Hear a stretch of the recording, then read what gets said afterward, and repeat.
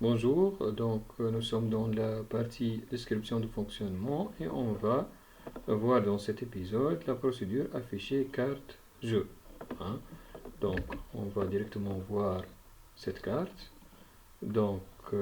C'est l'affichage résultant de l'appel de afficher carte jeu. Donc c'est pas afficher carte. Afficher carte, ce sont des données de test pour voir est-ce que ou bien pour pouvoir vérifier si les données correspondent au fichier carte originale.txt, c'est ça. Mais dans ce cas, on va faire un affichage, comme vous le voyez, avec une mise en forme pour dérouler le jeu, c'est ça. Donc, la première chose dans afficher carte jeu, va appeler euh, donc la,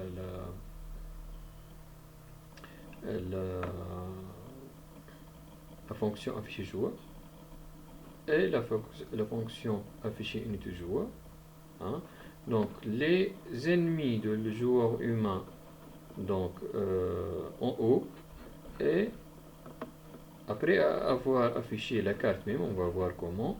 Donc elle va appeler afficher joueur jeu et afficher unité joueur jeu des joueurs du groupe allié, c'est-à-dire.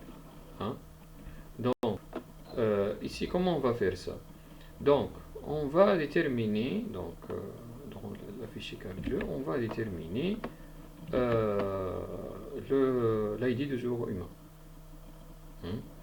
Donc et on va déterminer aussi donc on a déjà travaillé ça, le chercher groupe, c'est pas ça, oui c'est ça, chercher groupe allié. Donc ici chercher groupe allié, chercher indice, c'est pas ça, donc chercher indice joueur humain, c'est ça. Donc on va chercher l'indice du joueur humain avant de commencer, c'est-à-dire la première chose dans afficher carte jeu, donc c'est de chercher indice joueur humain. Lorsqu'on a eu l'indice du joueur humain, on va avoir depuis cette case c'est-à-dire d'indice joueur humain, on va avoir le groupe allié de joueurs humains. Juste les joueurs de indice joueur humain, point groupe allié. Donc pour avoir le groupe donc il peut y avoir dans ce groupe le joueur humain, et on peut avoir aussi, dans d'autres cas, des joueurs alliés, c'est ça. Donc, puis qu'est-ce qu'on va faire? On va parcourir le tableau joueur et on va afficher les joueurs dans le groupe, c'est ça, dans le groupe est différent du groupe de joueurs humains qu'on a déjà déterminé tout à l'heure. Donc normalement, lorsqu'on a cherché l'indice de joueur humain, on va avoir l'indice, donc on va avoir le groupe allié C1, donc on va le mettre dans une variable. Puis lorsqu'on va parcourir ici avant l'affichage de la carte, donc dans afficher carte jeu, avant de faire les printf pour dessiner cette carte, on va afficher tous les joueurs ennemis. On peut avoir plus qu'un joueur ennemi, on peut avoir 2 ou 3 joueurs ennemis. Chaque fois, le joueur et ses unités en dessous. Si on a un autre joueur, on va avoir un autre tableau comme celui-là pour décrire le joueur, par exemple ennemi 2, ou bien 3, et ses unités en dessous, c'est ça. Donc comment on va faire ça? On va parcourir le tableau joueur, on va dans cette boucle dire si le joueur de i.groupe allié est différent de groupe allié joueur humain, donc on va afficher ce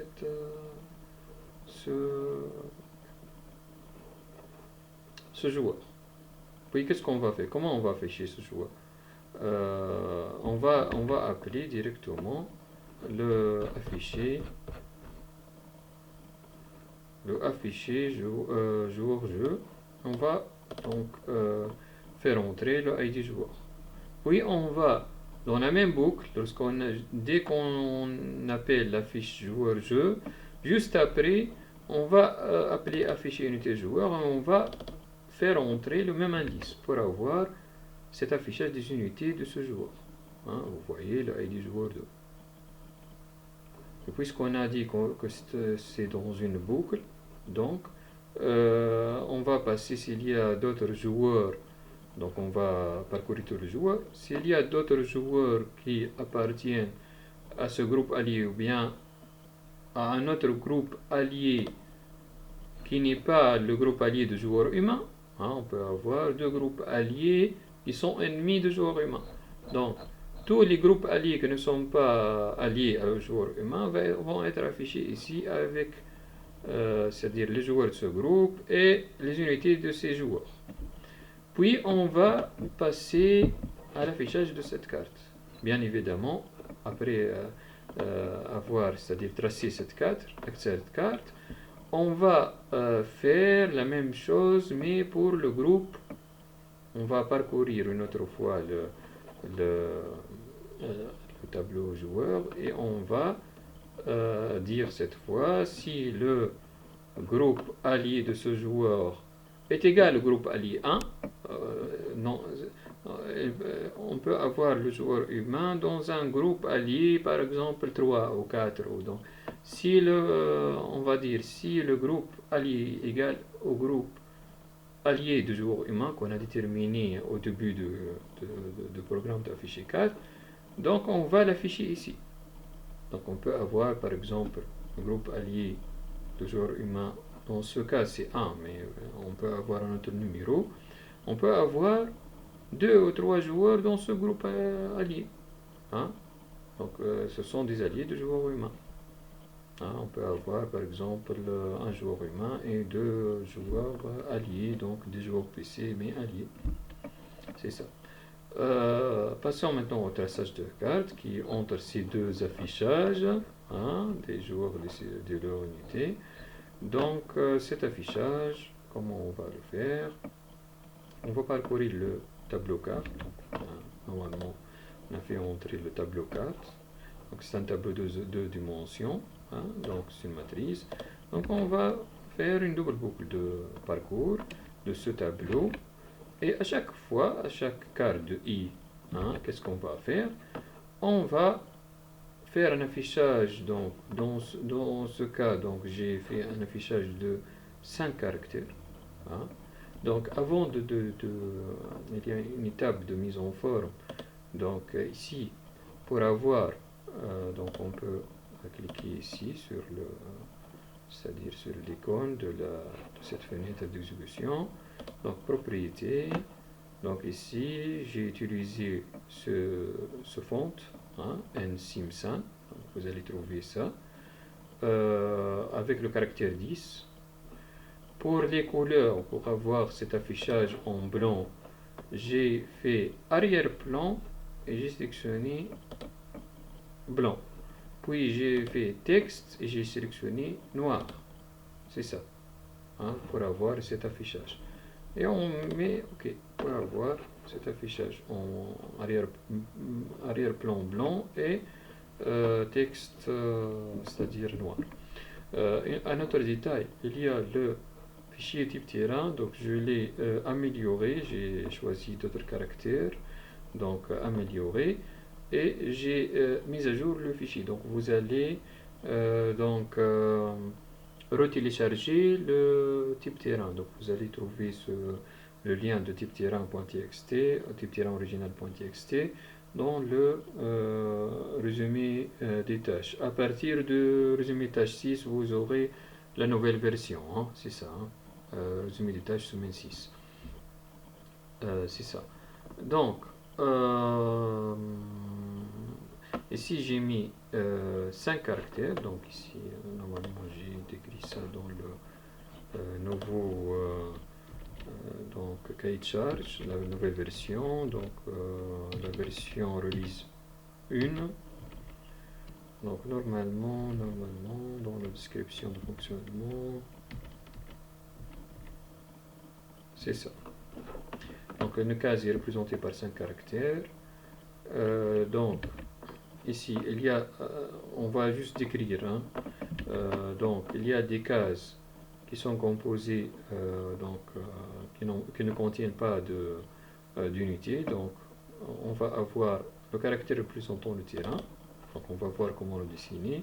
Puis 4 espaces. Donc ici vous allez trouver un caractère représentant le terrain. Par exemple ici le forêt représenté par ce symbole et 4 espaces.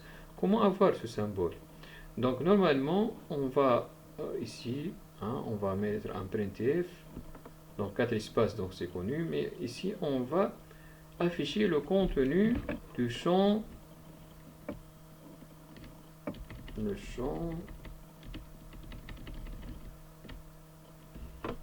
champ code d'affichage terrain. Donc c'est vrai que c'est un entier, mais en mettant pourcentage, printf pourcentage C de ce code clavier, hein, si on est dans le premier, c'est-à-dire la première case, on va avoir cet affichage qui ressemble à un arbre. Hein, c'est ça. C'est le trèfle, hein, le caractère trèfle, c'est dans le jeu de cartes, c'est-à-dire. D'accord. Donc, juste on va mettre pourcentage C et 4 espaces, c'est ça, dans ce printf. Donc, à chaque fois, on va mettre un exercice, c'est-à-dire bar, puis pourcentage C, puis 4 espaces. Hein, dans ce type de... c'est-à-dire, on va tester si on n'a pas d'unité, hein, c'est-à-dire le champ ID unité c'est 0. Si on a le ID unité c'est 0, donc on va mettre cet affichage. Hein. Si on est dans le cas d'une, par exemple comme ici, d'une case qui contient un joueur, une unité, c'est-à-dire par exemple unité ici 6. Hein, comment on va faire? Donc selon l'énoncé,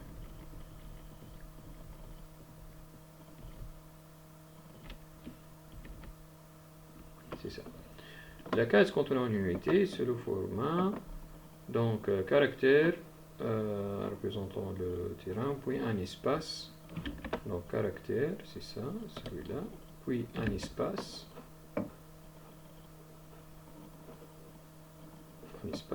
puis les symboles de joueur, puis le numéro de l'unité. Hein, ici, espace, puis le symbole de joueur, donc normalement le symbole c'est symbole joueur, donc on a le champ symbole joueur,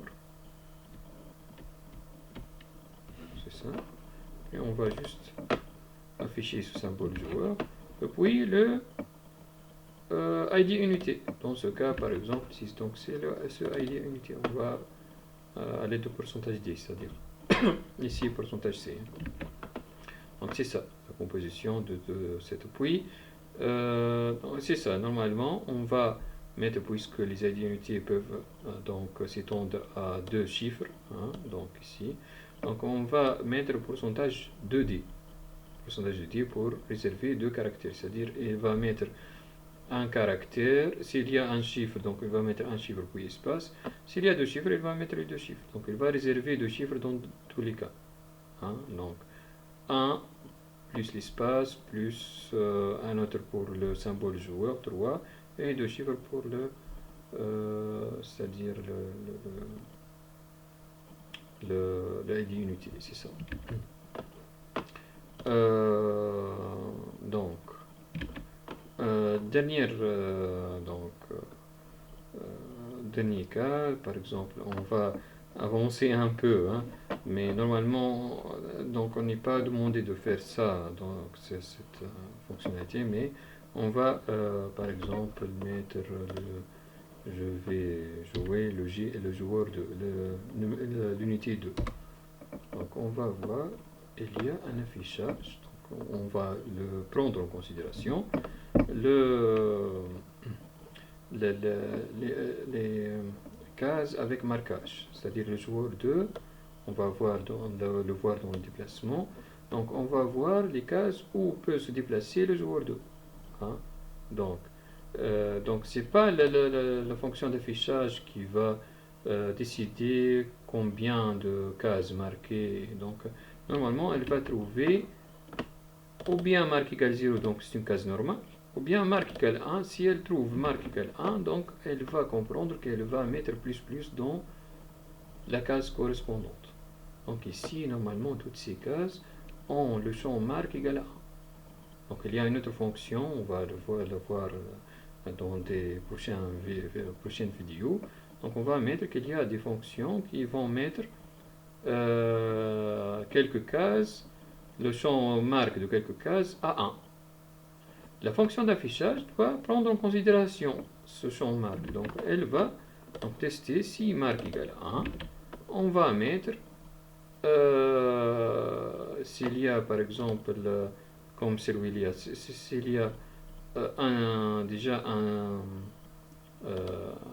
symbole, donc même ici il y a un symbole, mais le symbole sur le terrain plat, donc le code d'affichage affiche un espace, c'est ça. Donc il y a toujours un symbole. Donc même chose, c'est pourcentage C, le code d'affichage, puis un espace, puis un double plus, c'est-à-dire juste on met plus, puis un espace, c'est ça. Donc ici même chose, donc un caractère. Donc vous voyez ici comme si le caractère prend un double espace.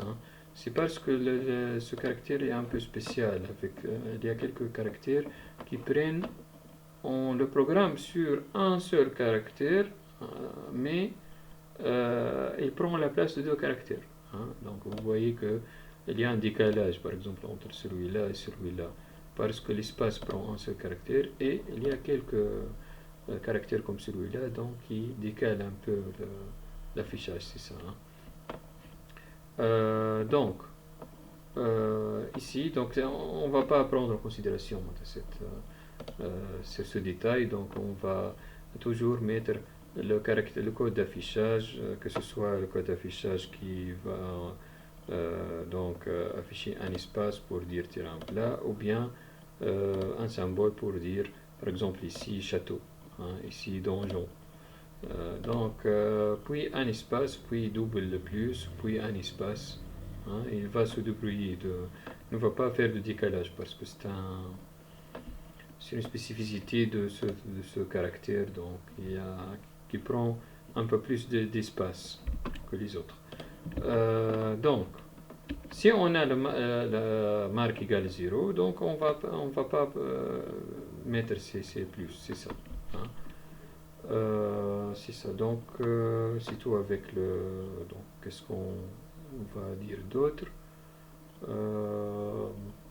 La seule remarque qu'on n'a pas dit dans affichage de unité joueur, donc normalement on a dit auparavant qu'on va normalement dans le langage C, la numérotation commence de 0.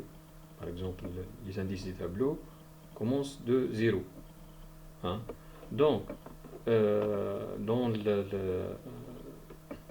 et ici, dans l'affichage du jeu original et celui-là, donc l'affichage qu'on a travaillé, donc vous voyez que l'affichage commence de 1. Donc on a décalé tout de 1. Donc le décalage c'est juste dans l'affichage. Donc on a déjà enlevé le 1 des fichiers texte pour être en conformité avec le langage C, c'est-à-dire le tableau carte du jeu original, Battle for Westnorth, commence de 1. On a enlevé moins 1 de chaque ligne et colonne pour que ligne et colonne commence de 0, comme le langage C. Donc tout marche comme le langage C. Qu'est-ce qu'on a fait maintenant? Juste dans l'affichage. Dans l'affichage, on a ici généré les numéros de ligne et colonne, c'est juste une boucle donc de 1 à NB colonne et ici de 1 à NB Donc si on a le i, donc on va mettre i plus 1 parce que le i commence par 0 lorsqu'on parcourt, donc commence par 0. Donc on va mettre toujours i plus 1. Et dans le tableau des unités joueurs, donc on va faire attention. Normalement ici il affiche, parce qu'on dit arbitre dans 2032. Arbitre c'est celui-là, 2032. Normalement 2032, il est affiché 2032, mais normalement c'est 1931. 1931 dans le, c'est-à-dire dans la case 1931 du tableau carte dans le langage C. Hein? Donc ici, qu'est-ce qu'on a fait? On va, juste dans l'affichage, on va mettre plus 1. Juste, par exemple, lorsqu'on fait un printf pourcentage D, on va mettre unité joueur de indice joueur, c'est-à-dire dans l'affichage ici, hein, dans l'affichage unité joueur. Hein. Donc, unité joueur de indice unité, point ligne plus 1, point colonne plus 1, c'est ça. Hein. Donc c'est un détail que je n'ai pas cité tout à l'heure dans la vidéo de unité, affichage unité joueur, hein, c'est ça. Ici, donc juste, on va faire la numérotation, mais on ne va pas afficher des numéros de ligne et colonne ici, donc on n'a pas de problème. Hein. Juste la seule chose de prendre soin de commencer la numérotation de 1 ici, de 1 ici. Donc on va mettre, comme on a dit, le i plus 1 par exemple. Hein. C'est ça.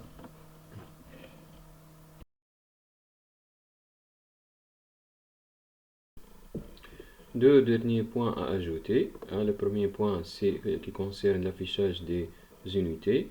Donc, on a dit qu'on va utiliser pourcentage de D parce que les numéros des unités peuvent avoir deux chiffres. Hein. Mais le mieux sera d'utiliser pourcentage moins 2D. Ajouter moins avant le 2D. Hein, pourcentage moins 2D. Pourquoi? Pour dire que c'est aligné à gauche. C'est-à-dire, si on a deux chiffres, donc on va afficher deux chiffres, donc il n'y a pas de différence entre pourcentage 2D ou bien pourcentage moins 2D, mais si on a un seul chiffre, pourcentage 2D, qu'est-ce qu'elle fait? Elle imprime l'espace avant, puis le chiffre. C'est-à-dire, dans ce cas, par exemple, on va avoir J espace 9. Hein? Mais en mettant pourcentage moins 2D, donc l'alignement sera à gauche. Donc, on aura toujours, si on a un seul chiffre, le chiffre mais, par exemple 9, puis l'espace. Donc l'espace va être imprimé à droite. Donc pour ne pas avoir J espace 9, J espace 6, J espace 5. Hein, donc pour avoir J5 espace par exemple, J6 espace. Hein, pour un meilleur affichage, c'est-à-dire. Le deuxième point, ce qui concerne les villages. Donc on a ajouté dans l'affichage carte les deux paramètres nombre village et village pour qu'on puisse dans l'affichage des villages, donc ce symbole correspond à un village, donc on va ajouter dans l'affichage carte un petit traitement. Donc dans chaque affichage qu'on a vu, hein, donc on va donc tester si on est dans le cas d'un village. Hein, donc le cas d'un village, c'est si le carte ij.id terrain égale à, donc on a déjà préparé quelques constantes dans la constante id type terrain village, hein, le 16, c'est l'id de type terrain village. Donc si le carte ij.id terrain égale id type terrain village, donc qu'est-ce qu'on va faire?